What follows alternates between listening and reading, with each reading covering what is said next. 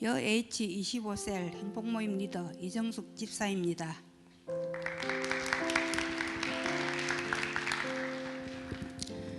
저희 부모님은 그 시절 어른들이 그렇듯 때가 되면 절에 가시는 분이셨고 교회보다는 절이 더 가깝게 느껴지는 어린 시절을 보냈습니다. 남편은 집안에서 홀로 교회를 다니는 사람이었습니다.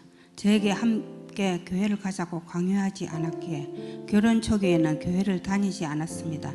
하지만 그때부터 만나는 주변 사람들이 대부분 믿는 사람들이었고 한 번씩 시간이 되면 교회를 가게 되었습니다. 두 딸 아이도 교회와 가깝게 지내면 선교원의 유치원을 다녀 신앙을 바탕으로 자라나는 아이들이 되었습니다. 그런데 자녀들이 자라면서 저는 직장을 다니게 되었습니다. 사회생활을 하다 보니 교회를 다니기에는 더 어려운 상황이 되었고 그렇게 교회와는 멀어지게 되었습니다. 어릴 적 교회를 다니던 자녀들이 성인이 되어 다시 교회를 나가게 되면서 저도 자연스럽게 우리 풍성한 교회에 발을 딛게 되었습니다. 하지만 서울에서 생활하던 아이들과는 달리 부산에서 살고 있던 저는 코앞에 부산 성전이 있음에도 불구하고 스스로 교회에 나가기가 쉽지 않았습니다. 그렇게 몇 년의 세월이 흘렀고 자녀들이 수도권에 완전히 정착하게 되며 저도 자녀들을 따라 인천으로 이사하게 되었습니다. 아는 사람 하나 없이 손자 셋을 돌봐야 하는 상황이 되니 제 인생은 사라진 것 같았고 외로운 날들의 연속이었습니다. 그러다 보니 우울증이 찾아왔고 의욕 없는 삶은 너무나 힘들게만 느껴졌습니다. 딸들을 따라 매주 주일 예배를 드리고 셀가족 예배를 통해 조금씩 숨통이 트이고 있었지만 그것만으로 내 답답한 마음을 해결하기란 쉽지 않았습니다.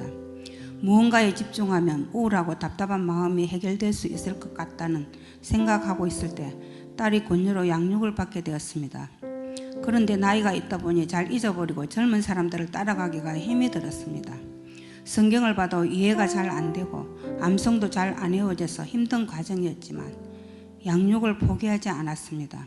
성경에서 말씀을 찾아 적고 수레바퀴의 삶을 훈련하다 보니 잡념도 없어지고 마음이 많이 안정되었습니다. 양육의 자리를 지킨 제게 하나님께서 은혜를 더하여 주셨습니다.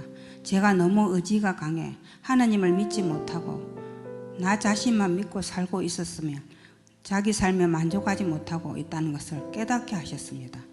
양육을 받기 전에는 교회에 다니는 사람은 막연히 감상적이라고 생각했습니다. 종교에 의지하는 사람들은 자기 의지로는 살 수 없고 나약한 마음을 가졌기 때문에 신을 붙드는 것이라고 생각했습니다. 저는 의지가 강하니까 무엇이든지 해낼 수 있을 줄 알았지만 정작 제 마음에 어려움이 찾아오자 제가 할 수 있는 것은 아무것도 없었습니다. 저를 의지했던 시간이 길었던 만큼 스스로 실망하는 시간과 크기도 길고 크게 느껴졌습니다. 양육을 받는 동안 하나하나 저 자신을 내려놓고 하나님을 인정하는 시간을 가지자 지금까지 제 삶의 행복한 순간뿐만 아니라 고난의 시간도 모두 하나님이 함께 하셨음을 깨닫게 되었습니다.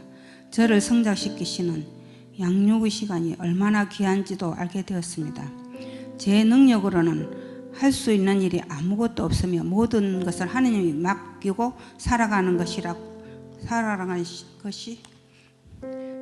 가장 행복한 삶임을 깨닫게 하셨습니다. 양육을 통한 제 삶의 가장 큰 변화는 복음을 전하는 자가 되었다는 것입니다. 제가 먼저 하나님이 살아계심을 알고 더 행복한 삶을 누리니 자연스럽게 다른 사람에게 교회 다니니 정말 좋다고 말하는 사람이 되어 있었습니다. 미용실에 가도 운동을 하러 가서도 부산에 있는 친구와 통화를 할 때도 하나님 자랑, 교회 자랑을 하고 있었습니다.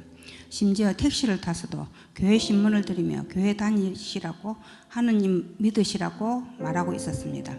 시댁은 남편이 교회에 다닌다는 이유로 핍박을 많이 하는 완전 불교 집안이었습니다. 하지만 긴 시간 지나 보니 10남매인 남편의 남매 중 가장 편안하고 행복하게 살고 있는 가정은 우리 집이었습니다. 하느님께서는 교회를 핍박하던 시댁에 복음을 전하는 자로 저를 불러주셨습니다. 젊은 시절 부와 명예를 누리며 살았지만 어느새 세상의 부귀영화는 다 사라지고 불행과 불안 속에 살아가고 있는 가장 큰 형님에게 제가 만난 하나님을 전했습니다. 하나님께서는 시댁 형님들을 향한 긍휼한 마음을 보여주시고 하나님이 하시는 일이 얼마나 위대한가 계속해서 전하게 하셨습니다. 남동생네는 서울에 살다가 누나와 함께 하고 싶다며 제 근처로 이사를 왔습니다.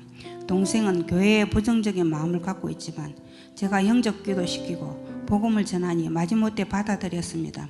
영접을 통해 마음에 예수님을 모신 남동생의 가정에도 하나님이 하실 역사를 기대합니다.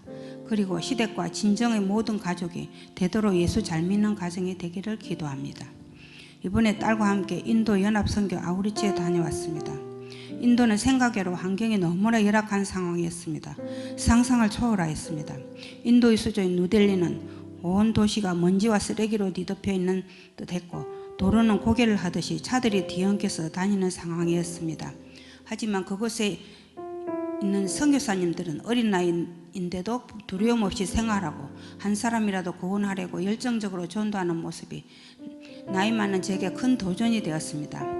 인도는 정치적으로 기독교를 배척한다고 해서 두려움을 가지고 공원으로 전도하러 갔습니다. 그런데 어느새 정말 즐거운 마음으로 복음을 전하고 있었습니다. 말이 통하지 않지만 같이 딱지치기 하고 배드민턴을 하며 가까워지고 다른 사람들이 복음을 전할 때 옆에서 기도하는 그 시간이 정말 행복하게 느껴졌습니다. 영어를 하지 못함이 아쉬워 늦은 나이인데도 다시 영어 공부를 해서 복음을 전하고 싶다는 마음이 들었습니다. 그저 나이 드는 것이 서럽고 힘들게만 느끼며 살아가던 저의 삶이었는데 하나님이 그 속에 희망과 소망을 주시고 해야 할 일과 하고 싶은 일들이 넘치는 인생으로 변화시켜 주셨습니다. 인도의 수많은 영혼을 바라보며 무지하고 불행한 이들을 위해 많은 기도가 필요하다는 것을 알았고 제가 한국에 돌아가서는 해야 할 일이 있음을 감사했습니다. 인도의 환경에서 생활해 보니 제가 너무 불평불만 속에서 살아온 것도 깨닫게 되었습니다. 저에게 주어진 모든 것에 항상 감사하는 마음으로 살아야겠다고 생각했습니다. 목사님께서 5년 만에 열린 아무나 올 수 없는 인도 아우리치에 우리에게 복을 주시고자 부르셨다고 말씀하셨습니다. 일상에 지친 제게 불평이 아닌 감사를 고백하는 삶으로 2002만 세계 비전을 이루는 사명에 나이는 숫자에 불과하다는 것을 알게 하시려고 저를 인도로 불러주셨던 것을 감사했습니다. 저는 이번 달에 세계 비전 전자대학 제자대학을 졸업하였습니다. 조금 쉬었다 다시 양육을 받으면 좋겠다고 생각했지만 이번에도 딸이 권유로 순종함으로 다시 회복 캠프에 참여하게 되었습니다. 회복 캠프에서 예수님의 십자가에 참하게 돌아가시는 장면을 보면서 다시 회개의 눈물을 흘리게 되었습니다.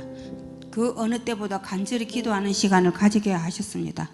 저희 죄를 철저하게 들여다보게 하셨고 그러한 저를 사랑하시는 하나님의 크고 놀라운 사랑도 마음껏 느끼게 하셨습니다. 회복 캠프를 시작으로 새롭게 시작될 양육을 통해 저를 영적으로 성장시키실 하나님이 너무나 기대됩니다. 먼 일산까지 오셔서 우리를 양육해 주시고 제 인생을 가치 있는 인생으로 살아가도록 변화시켜 주신 스승 되신 우리 목사님께 감사드립니다. 남은 인생은 교회를 위하여 하나님 나라를 위하여 작은 일이라도 힘쓰고 노력하는 제자가 되고 싶습니다. 저를 사랑하셔서 저를 택하여 주시고 가장 행복한 삶을 살아가도록 만들어 주신 하나님께 감사드립니다. 이 모든 영광을 하나님께 올려드립니다.